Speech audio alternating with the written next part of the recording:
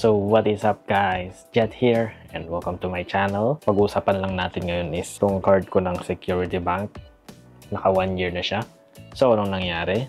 Nagkaroon siya ng annual fee na 3,000 kasi 3,000 yung annual fee nito. And kung gusto nyo makinig dito sa storyline kung anong mga benefits ulit ng card na to and kung anong ginawa ko sa annual fee or na-waive ko nga ba yung annual fee, makinig lang kayo dito sa video to. Tara sa video.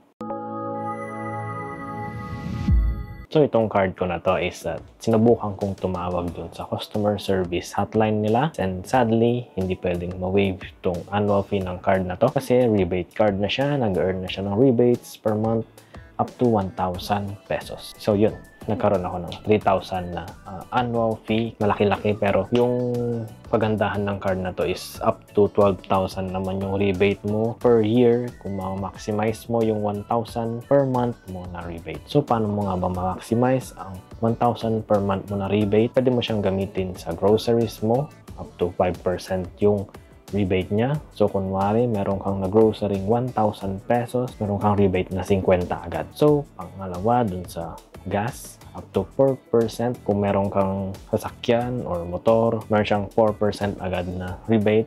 So 1,000 pesos is 40 pesos yung rebate. Hindi na kailangan ng minimum spend na 1,000. Kung magkano ang na-spend mo, meron na siya kaagad na percentage na nagiging rebate mo. Hindi mo na kailangan siya paabutin ng 1,000. So kung gusto mo mag-spend at least 500, meron ka na agad rebate. So may 3% naman dun sa utilities and 2% dun sa dining. 2% yun. And 1% sa shopping. At yung cashback pala nito, hindi siya naiipon. Yung cashback nito is meron kang 1,000 agad or maximum 1,000 agad per month yung rebate niya. Hindi katulad dun sa BPI na kailangan mo pang itawag at meron siyang minimum na 500 pesos per rebate na kailangan. Ito, magre-reflect agad dun sa statement of account mo or sa SOA mo per month kung magkano ang na-rebate mo. Meron din siyang access sa mga lounge, Pugs Lounge, Marhaba Lounge, and A Lounge. Pwede mong gamitin per day. Meron ng corresponding fees up to 1,500 ata or 1,500 yung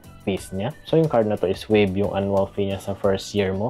Sa second year ka na magkakaroon ng annual fee.